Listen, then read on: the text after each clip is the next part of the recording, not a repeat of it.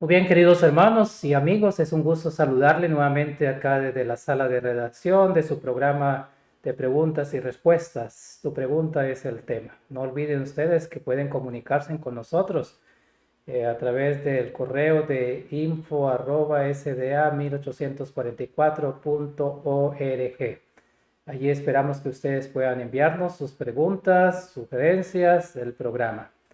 Así de que le damos la bienvenida nuevamente al programa de hoy y gracias por permitirnos poder llegar a su oficina, a su trabajo o donde esté en este momento.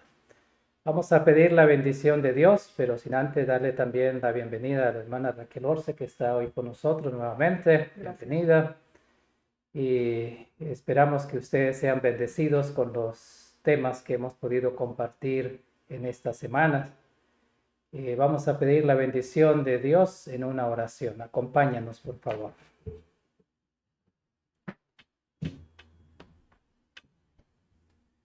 Padre nuestro que estás en los cielos, gracias te damos por la oportunidad que nos regala de poder estar delante de ti en este momento. Estamos agradecidos porque tú puedes también cuidar de nosotros y de nuestras familias. Gracias te damos. Bendice a los hermanos que están conectados, que nos acompañan cada martes. Tú puedas bendecir también sus hogares, sus familias. Bendice también tu iglesia a nivel mundial. En los lugares donde nuestros hermanos pasan necesidades, tú seas también con ellos, supliendo sus necesidades, fortaleciendo también los corazones tristes o que están llenos de problemas. Tú puedas dar a cada uno la solución de acuerdo a tu santa voluntad. En tus manos queremos colocarnos para que tú puedas bendecir también a la hermana Raquel que va a contestar a las preguntas y también darnos la explicación acerca de este tema del día de hoy. Te pedimos que tu Santo Espíritu esté en nuestros corazones, que tú nos des sabiduría para entender tu palabra. Te lo agradecemos y lo pedimos con el perdón de nuestros pecados. Y lo pedimos todo en el nombre del Señor Jesús. Amén.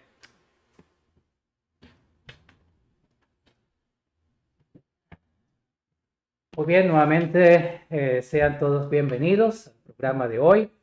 Hemos estado tratando una temática en estas últimas semanas acerca del contenido bíblico, de la Biblia como tal, como la tenemos hoy nosotros y las diferentes situaciones donde ha pasado para que nosotros la tengamos hoy como un libro.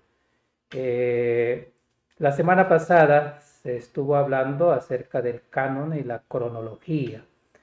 Y hoy tenemos un tema que la hermana Raquel bien nos va a presentar, pero tenemos algunas preguntas inicialmente, y es acerca de la secuencia bíblica y especialmente los libros apócrifos.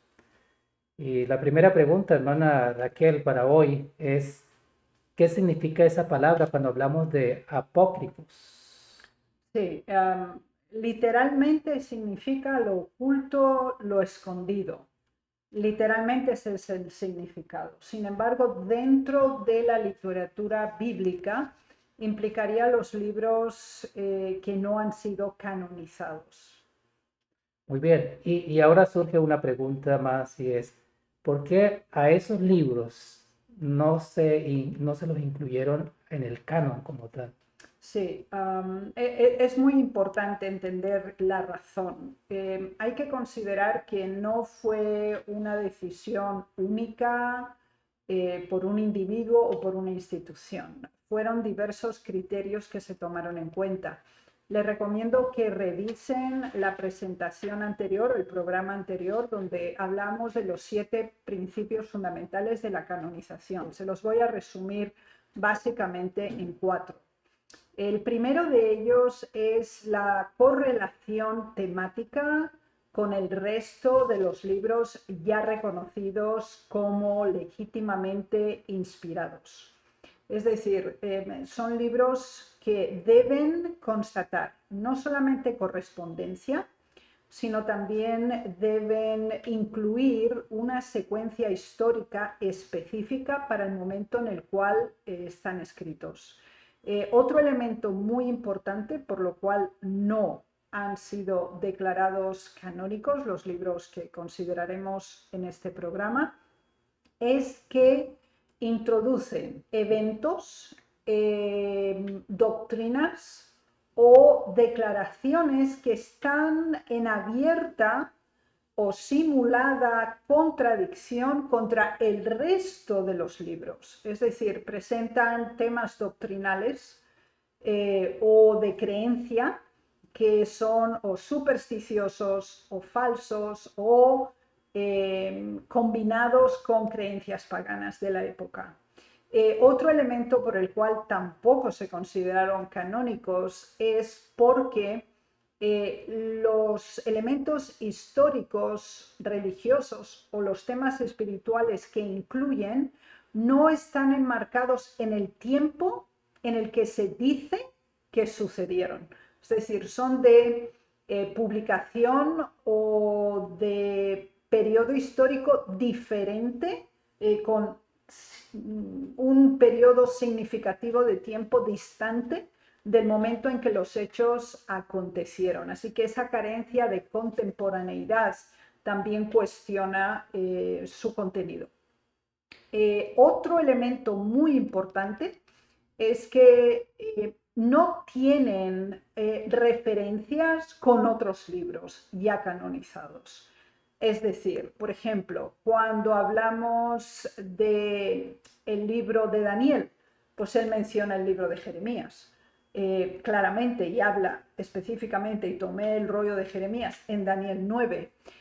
Cuando nosotros hablamos, por ejemplo, de el libro de los reyes, se nos dice, y no está escrito así en el libro tal y cual, que eran libros previos de referencias de la monarquía que a su vez consolidaban esa misma información. Entonces están totalmente aislados del resto de los libros y no están interrelacionados en ningún momento. Por esa razón principal, esas 5 que les acabo de mencionar no fueron considerados y no están incluidos tanto en una parte de la Biblia como en la otra. Muy bien, interesante. Muchas gracias por la explicación amplia acerca de esta pregunta. Pero surge una pregunta más y es acerca de los libros apócrifos. ¿Están solo en el Antiguo Testamento o hay apócrifos también en el Nuevo Testamento que podamos mencionar?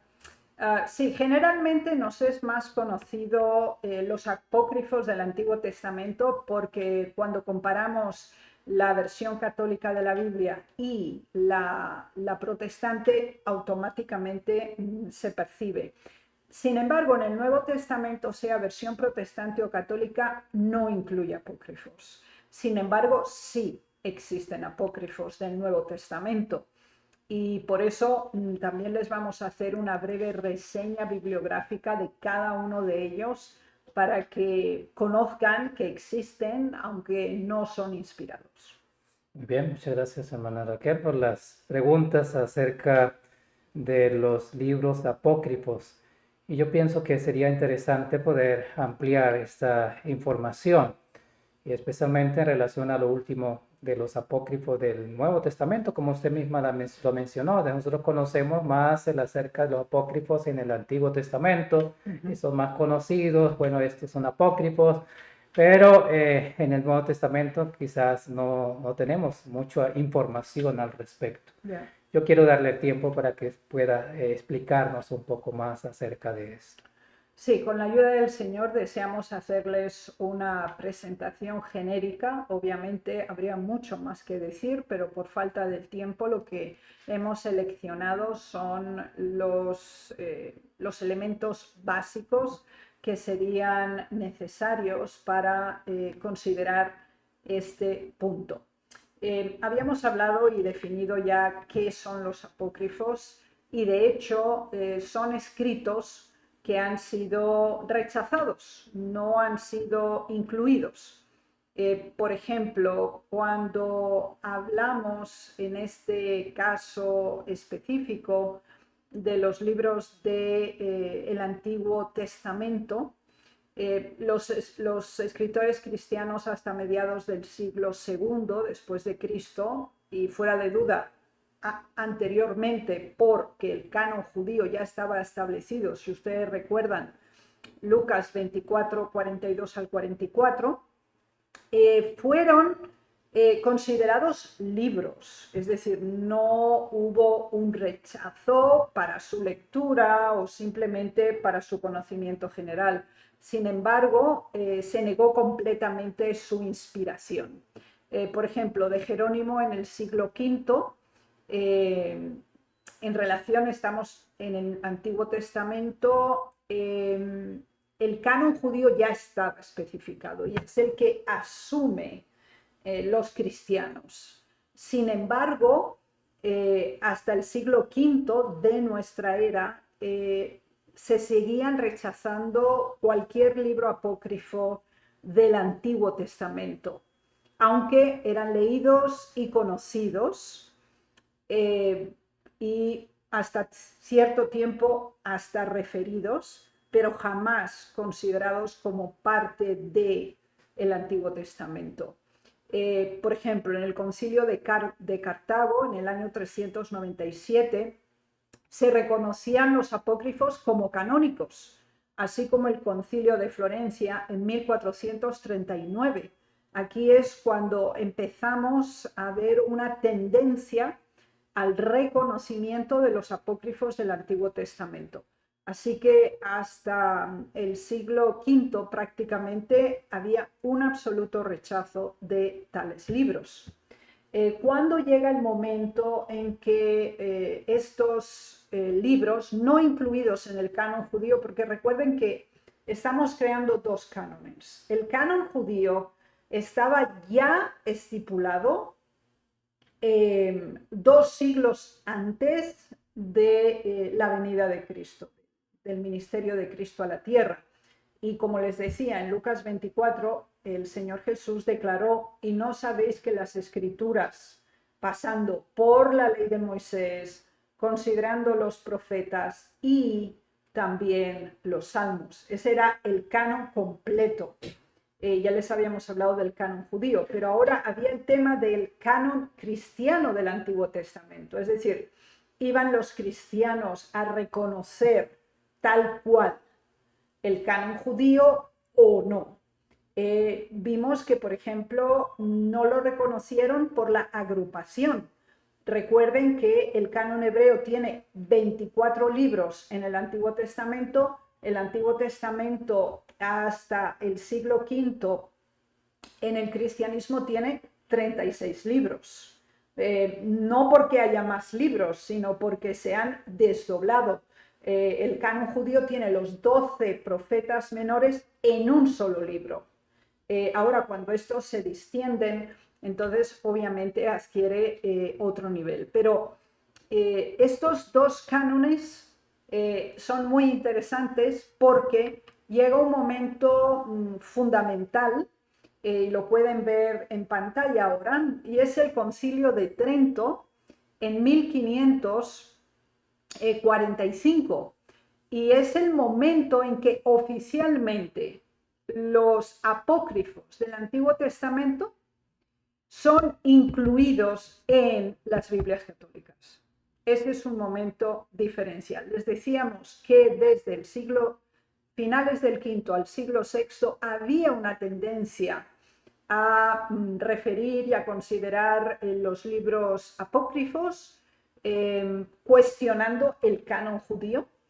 Sin embargo, es también en ese mismo contexto y creciendo en el tiempo cuando ya la Reforma Protestante se había dado, y en 1546 es la primera vez que oficialmente la Iglesia Católica publicó una lista de lo que ellos, como institución y organización religiosa, consideraban libros canónicos. O sea, ellos solo aceptan en parte el canon judío y ahora incluyen 7 libros más. Sería Tobías, Judith, Primera y Segunda de Macabeos, Sabiduría, Eclesiástico, Baruch y adiciones a Daniel y al libro de Esther.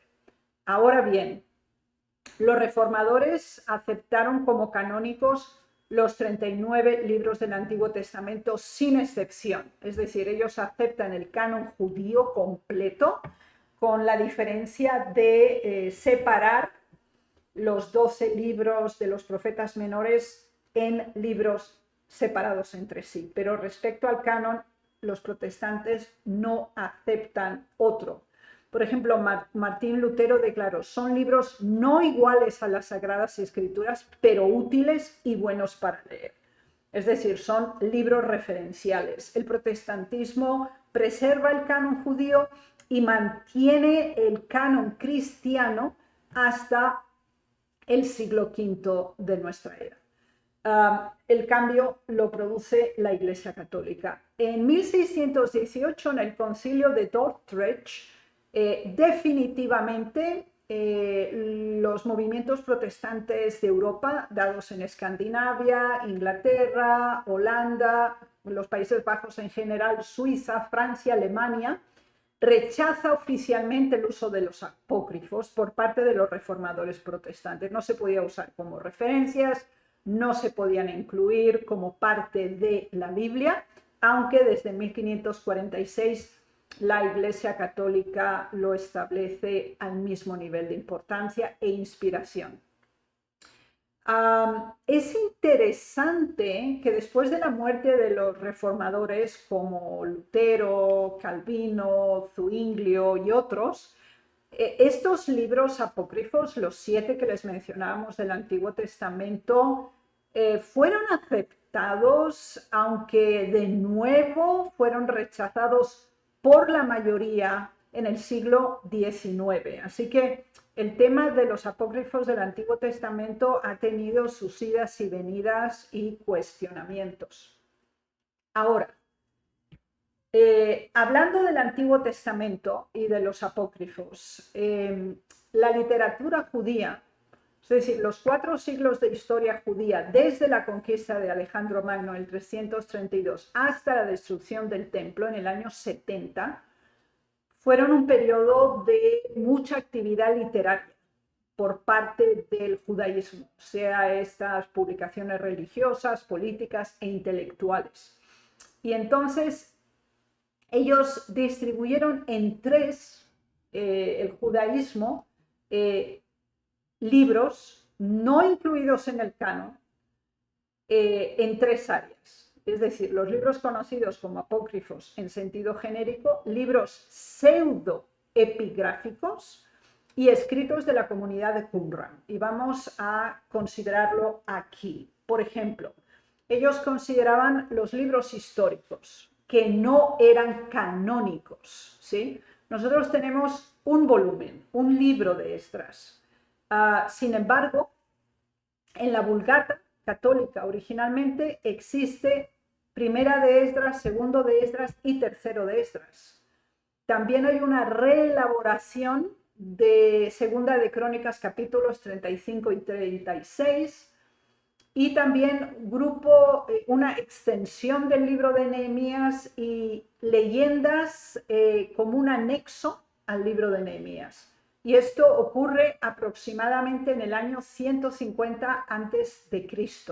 Por lo tanto, los judíos consideraron estas publicaciones completamente apócrifas, porque para ellos con Malaquías termina el canon. Es el último profeta inspirado y con contenido revelado por Dios. Por lo tanto, todo lo que vino después, que no era el tiempo de Esdras, ni era el tiempo de Nehemías, esa reelaboración de la última parte de Segunda de Crónicas se consideró completamente ilegal y no reconocida, puesto que estaba fuera del tiempo y fuera del canon. También es muy interesante que, aunque lo consideraban libros históricos porque narran elementos relacionados con la historia judía, no eran inspirados, incluso para los judíos de la época. Por ejemplo, todas las narraciones de la restauración judía en Palestina después del exilio en Babilonia se han añadido otras publicaciones. Por ejemplo, tenemos Primera de Macabeos y Segunda de Macabeos. O sea, Primera de Macabeos es la historia judía después de Antíoco Epífanes y los asmoneos, que fue un breve periodo de monarquía dinástica en la tribu de Judá, y esto ocurre hasta aproximadamente el año 100 a.C. Y el principal de los personajes en los dos libros de los Macabeos es el rey Antíoco IV Epífanes, en la línea de los Seleucidas, que fue, bueno, descendiente de Seleuco, que fue uno de los generales que recibió la porción que hoy corresponde a Siria y parte de Asia Menor tras la muerte de Alejandro Magno. En estos dos libros, tanto Primera como Segunda de Macabeos, se relata la opresión del judaísmo por parte del paganismo de Antíoco Epífanes. Sí, el problema es que hay contradicciones dentro del propio libro y que no son históricamente verificables. Eso fue completamente para el canon judío rechazable, aunque sí existió Antíoco Epífanes, sí existieron la línea de los asmoneos y ese intento de restablecer la monarquía en la tribu de Judá o la provincia de Judá de aquel entonces, pero fueron rechazados en ese contexto. El segundo grupo fueron libros eminentemente religiosos. Por ejemplo, tenemos el libro de Tobías. Esta es una modalidad literaria novelística, es una novela breve, es legalista, farisaica, procedente del año 200 a.C. aproximadamente. Enfatiza el cumplimiento rígido de la ley. No estamos hablando de los 10 mandamientos, estamos hablando de toda la serie ritual que formaba parte de la ley ceremonial. Se enfatiza mucho la ingesta de los alimentos limpios, los lavados ceremoniales y la oración y el ayuno. Tenemos Judith, por ejemplo, que también es una novela, es una narración heroica con graves errores históricos, originaria del año 150 a.C. Tenemos un anexo al libro de Esther, que es como un epílogo posterior al libro como tal, y ahora sí se introduce el nombre de Dios en el libro de Esther, en el anexo, y es aproximadamente del año 100 a.C. También el libro de Daniel tiene un anexo y fue adjuntado posteriormente, incluye la historia de Susana, de Bel y el dragón y el canto de los 3 jóvenes en el horno de fuego. Pero como les decía, todos ellos están fuera del momento contemporáneo de la acción y además incluyen graves errores históricos, biográficos y doctrinales. Y ahora tenemos libros netamente doctrinales, que sería la tercera característica de los libros apócrifos del Antiguo Testamento. Tenemos, por ejemplo, la sabiduría de Salomón, que es una confrontación del escepticismo, el materialismo y la idolatría, y se calcula que se escribió entre el 140 y el 140 a.C. y el año 40 después de Cristo. Se considera que es también un libro compilado y que cubre un periodo de tiempo significativo. Y como se ve aquí, la autoría supuestamente es de Salomón, cuando no es ni la época histórica en el que se considera, ni mucho menos cuando se escribió. Tenemos también el libro Jesús Sirach o Eclesiástico. Es una obra moralista similar a los Proverbios y también fue escrita aproximadamente en los años 180 a.C. La oración de Manasés es un libro muy cortito, apenas tiene 15 versículos, y aseguran que es la oración del rey Manasés de Judá cuando estuvo prisionero en Babilonia. Sabemos cuán malvado fue este rey, pero también cómo se arrepintió, y teóricamente esta es pues la oración que él pronunció. Sin embargo, es del año 150 antes de Cristo. O sea, hay casi 500 años de diferencia entre el momento en que fue escriturado y los supuestos eventos que acontecieron. Otro más es la epístola de Jeremías. Si tenemos el libro de Jeremías, también dentro de los apócrifos judíos aparece un apéndice escrito por Baruch, que si ustedes recuerdan era el amanuense o el secretario de Jeremías, con un último capítulo adicional al regular libro de Jeremías, y se cree que fue escrito originalmente en griego y probablemente entre los siglos IV y II antes de Cristo. La cuarta categoría son los proféticos, y tenemos, por ejemplo, el segundo libro de Esdras y el cuarto libro de Esdras, que incluye profecías, visiones, amonestaciones, y de hecho contiene 7 visiones, y fue escrito hacia el año 100 después de Cristo. Entonces, ¿qué ocurre aquí? Ustedes se fijan que todas estas obras literarias corresponden a ese periodo de aproximadamente 400 años desde el cierre del canon del Antiguo Testamento por el libro de Malaquías hasta el inicio del ministerio de Cristo, o inclusive el primer siglo del cristianismo. Por lo tanto, en ninguna circunstancia fueron aceptados ni por los judíos ni tampoco por los cristianos hasta que se cuestionó en el siglo V la posibilidad de consideración, y como les decía, también en el Concilio de Trento es la primera vez que son reconocidos algunos de estos, tampoco la integralidad de los mismos. Ahora, estos son los apócrifos, toda la lista del Antiguo. Sin embargo, fíjense que es algo muy interesante que ayudó a los apócrifos que aparecerían en relación al periodo del Nuevo Testamento.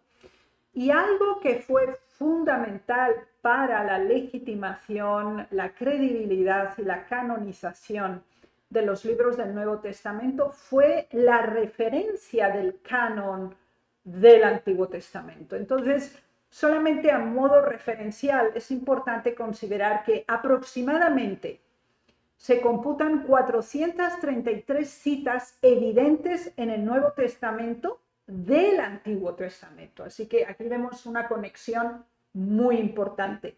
De hecho, en el Nuevo Testamento se citan 30 de los 39 libros del Antiguo Testamento. Y los nombres de 10 libros o sus autores se mencionan en 46 pasajes del Nuevo Testamento. La inspiración de 11 libros del Antiguo Testamento es confirmada por citas comenzadas con palabras como el Señor dijo, la Escritura lo confirma o el Espíritu Santo declaró. En 21 pasajes de 11 se considera escritura, y en 76 pasajes del Antiguo Testamento se usa como elemento referencial escrito está al canon judío en el canon cristiano. Así que esta interconexión entre los libros del Antiguo Testamento mencionados en el Nuevo fue un elemento de validación para el canon del Nuevo. Sin embargo, se practicaron esos mismos 7 criterios que ya hemos explicado. Pero el Nuevo Testamento también tiene apócrifos. Y la primera categoría son los denominados evangelios apócrifos. Es decir, los evangelios apócrifos cubren varias etapas de la biografía de Jesús. Unos son relacionados con la natividad, es decir, con su nacimiento, otros sobre su infancia, pasión, resurrección y también asunción o ascenso. Es interesante que respecto a los apócrifos de la natividad, se encuentran bajo la categoría de protoevangelio de Santiago. Se dice que fue Santiago, Mateo y también sobre cuando nació María, la madre de Jesús. Y estos comienzan a aparecer en el siglo II. Y esto es importante porque ya ha terminado el siglo I, donde ya estaba compacta todas las publicaciones del canon cristiano del Nuevo Testamento. Así que fíjense que los apócrifos del Antiguo Testamento no son considerados, primero porque están fuera del canon judío. Estos quedan fuera por estar separados de ese primer siglo donde se compacta y se termina con el canon del Nuevo Testamento. Así que hay descripciones de la infancia de Jesús, de su nacimiento, anécdotas que no se consideran inspirados. El segundo grupo, como les decía, no es solo la natividad, el segundo es la infancia. Y tratan más bien del periodo de la adolescencia de Jesús. Y tenemos, por ejemplo, el Evangelio de la infancia del pseudo Tomás, el Evangelio árabe de la infancia, el Evangelio armenio de la infancia de Jesús y la historia árabe de José el carpintero. Esta parte es muy interesante porque se considera que corresponde al periodo en que Jesús vivió fuera del territorio de Palestina, especialmente su estadía en Egipto.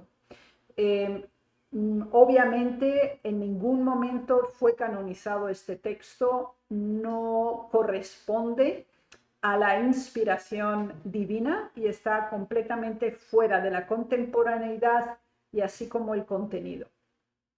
El tercer grupo son los apócrifos de la pasión y de la resurrección.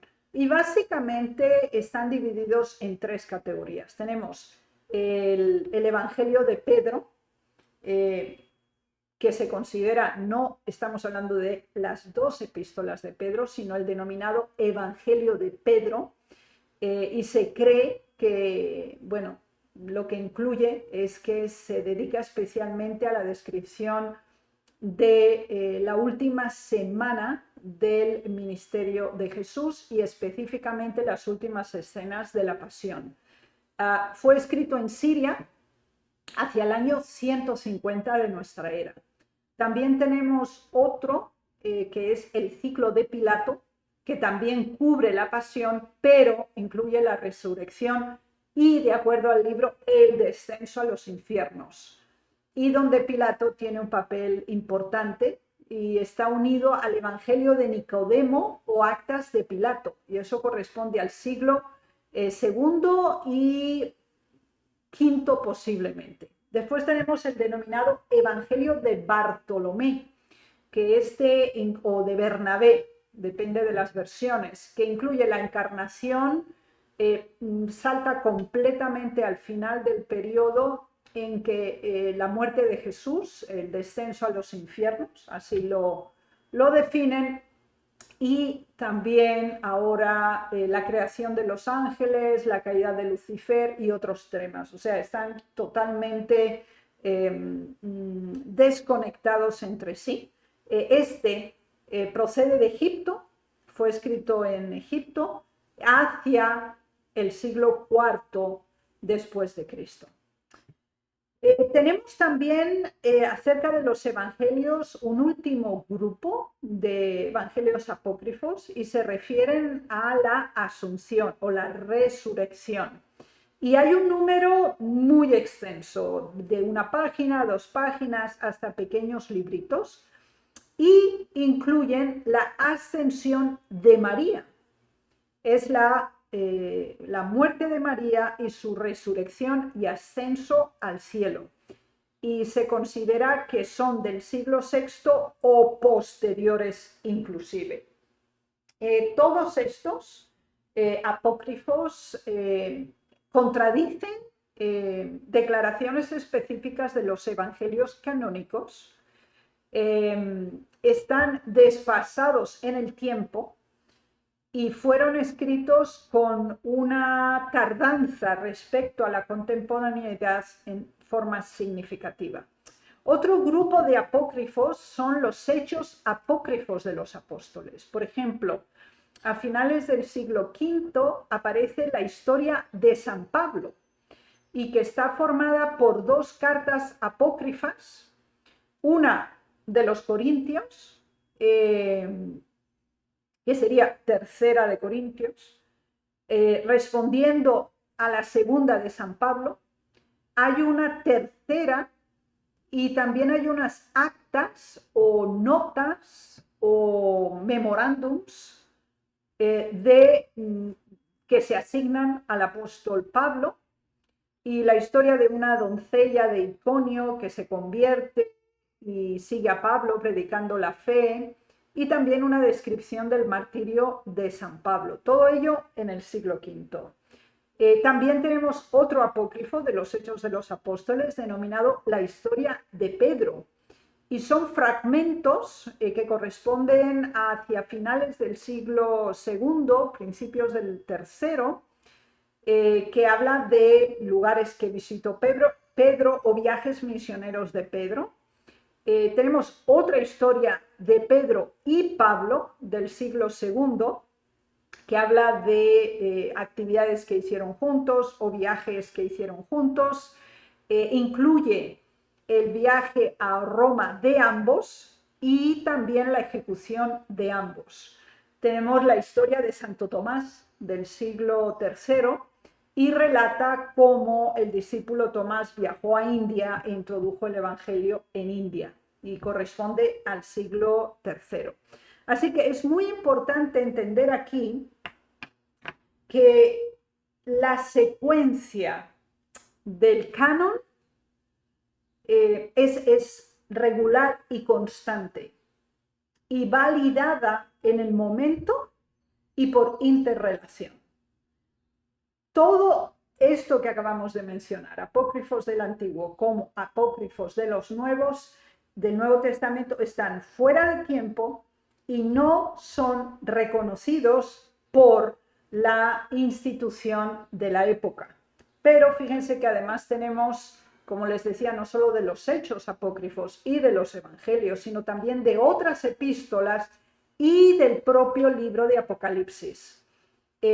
Las cartas apócrifas de los apóstoles son varias atribuidas a San Pablo, sería una tercera a los Corintios, que la acabamos de mencionar, y una que se menciona en las propias epístolas, la carta a los laodicenses.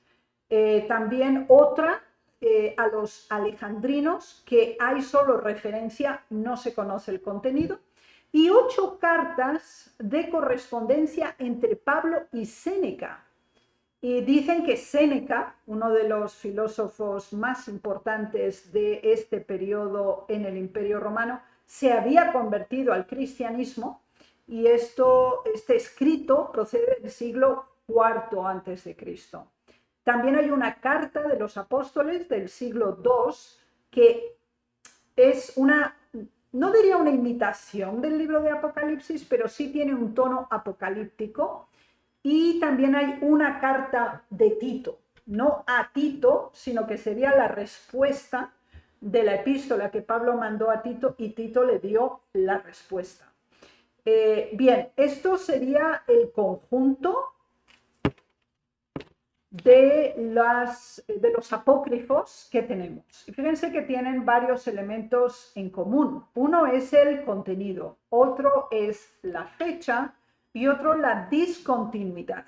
Y estos han sido los elementos fundamentales que, por contenido herético, por falta de validación, considerando el tiempo y los eventos, que han sido completamente cancelados.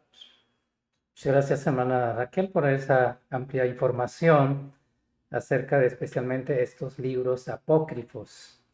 Y es interesante cómo no solamente eran algunos libros como tal en el Antiguo Testamento, sino algunos aparte de otros libros también que estaban, se consideraron fuera del canon, ¿sí?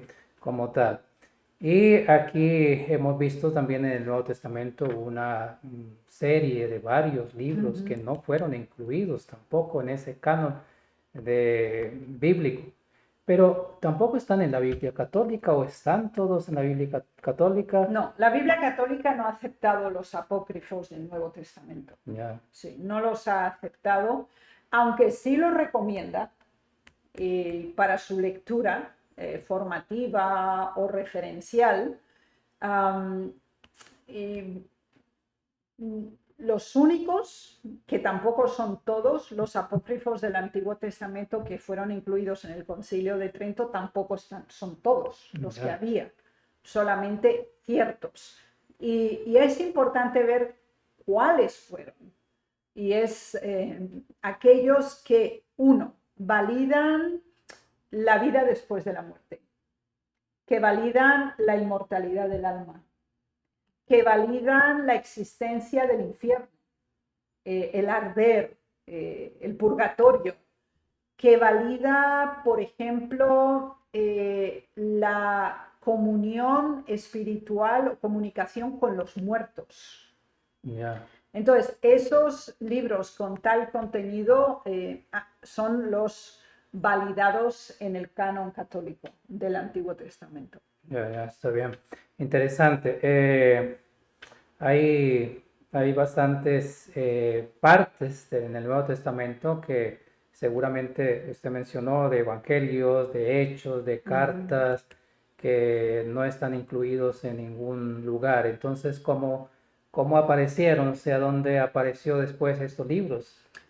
Bueno, la mayoría de ellos aparecen después del primer siglo. Esa es una de las razones principales por las que no son canónicos. Aparecen, son escritos, son copias del segundo siglo, del tercero, del cuarto y del quinto, donde personas pues escriben sobre Tomás, sobre Pedro, e intentan decir, bueno, esta es una carta original, esta fue la tercera carta de Pablo a los Corintios, esta fue la respuesta de Tito a la epístola que tenemos que él escribió, pero el tema es la aparición siglos después de que ya estaban canonizados. Es decir, si estuvieran en existencia, porque claro, si la carta se envía en el primer siglo a Tito, la respuesta no va a venir en el siglo III, porque ninguno de los dos existe, ni Pablo ni Tito. Así es. Entonces, eso invalidó el contexto, porque uno, si se consideraba que era una copia de un original que supuestamente se había dado en el primer siglo, ¿cómo Pablo no lo conoce? ¿Cómo los apóstoles vivos del primer siglo no conocían esa carta? Si la hubieran considerado digna por su contenido doctrinal espiritual, pues estaría añadida. ¿Por qué la tercera de Corintios no está? Y si está la primera y la segunda, porque aparece en el siglo III. Si la escribió Pablo, no puede aparecer en el siglo III. Entonces, o es una copia, es una falsificación o es un plagio. Por lo tanto, el contenido tampoco corresponde ni al estilo ni a la temática de las otras dos epístolas que tenemos de Corintios. Entonces, todo esto se analizó, pero claro, el canon queda cerrado al terminar el siglo. Claro, no quiere decir que no se discutió al respecto siglos después, pero cuando aparecían estas publicaciones, hemos descubierto la tercera epístola a los Corintios, o ahora está el Evangelio de Tomás, bueno, que vamos a verlo. Bueno, no coincidía con los requisitos correctamente del canon. Entonces, aparecían teóricamente como copias de originales, no es que dicen, no, la hemos escrito ahora, porque entonces ya está descalificada, sino que, bueno, la hemos descubierto y es una copia.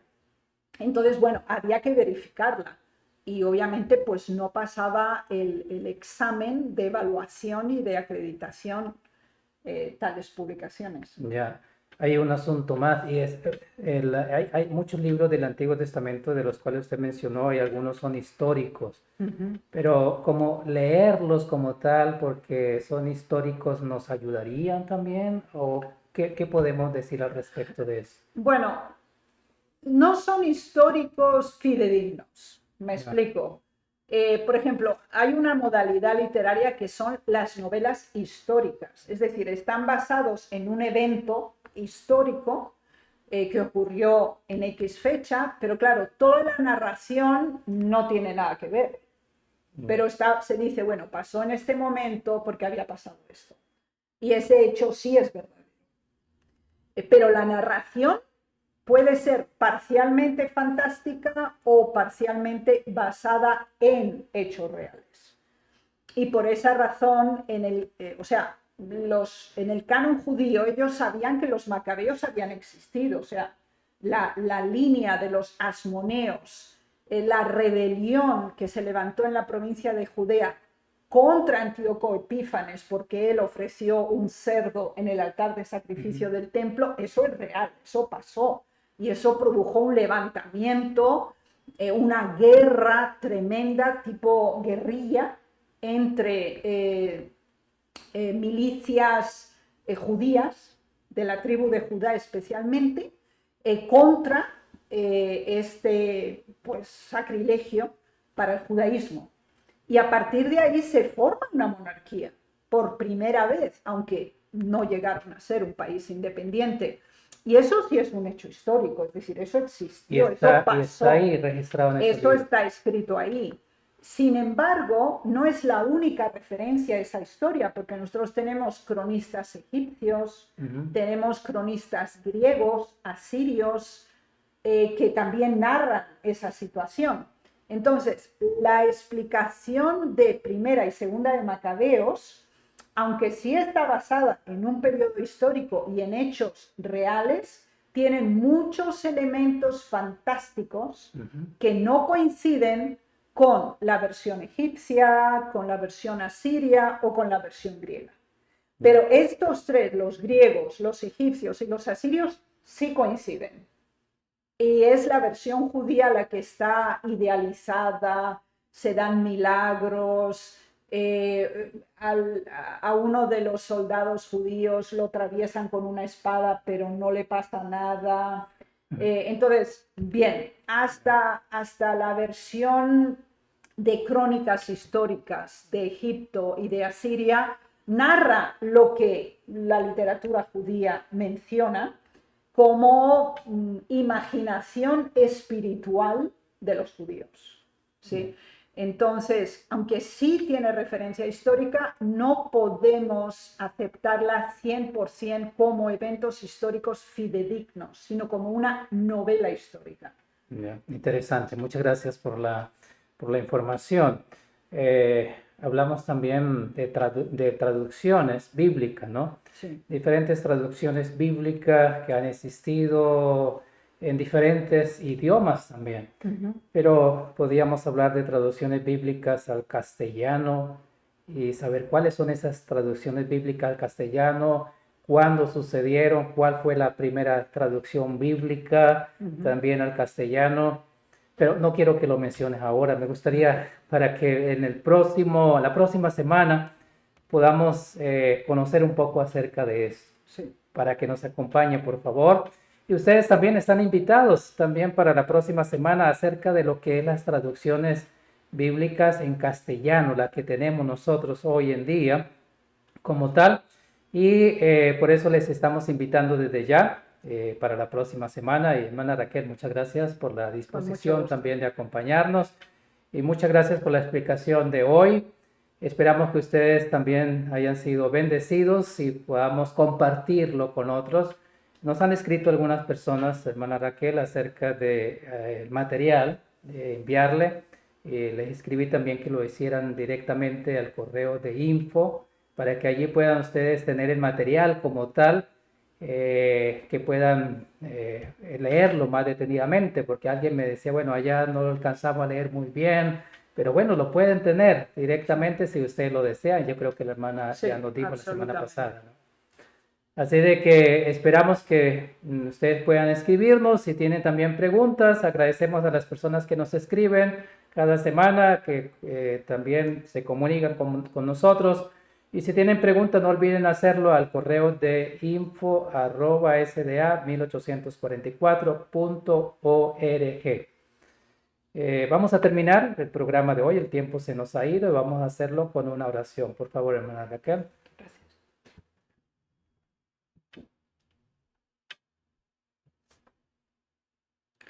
Padre nuestro en los cielos, gracias porque al darnos tu palabra también nos has dado las revelaciones para comprender y diferenciar entre el bien y el mal, entre aquello que ha sido revelado por ti y aquello que no procede de ti. Rogamos, Señor, que nos ilumines con tu Santo Espíritu y nos ayudes a apreciar, a escudriñar tu palabra con un gran deseo de aprendizaje, de transformación. Haz que esas importantes verdades en las Sagradas Escrituras que tú nos has dejado sean un legado precioso en nuestras mentes, de manera que podamos también enriquecernos por ellas y dar y compartir a otros estas maravillosas verdades. En el nombre de Jesús. Amén. Amén. Nuevamente, muchas gracias, hermana Raquel, por habernos acompañado en el programa de hoy. Y a cada uno de ustedes agradecemos también el habernos seguido en este programa y nuevamente hacemos la invitación para la próxima semana, próximo martes. Les esperamos nuevamente. Muchas gracias. Señor les bendiga.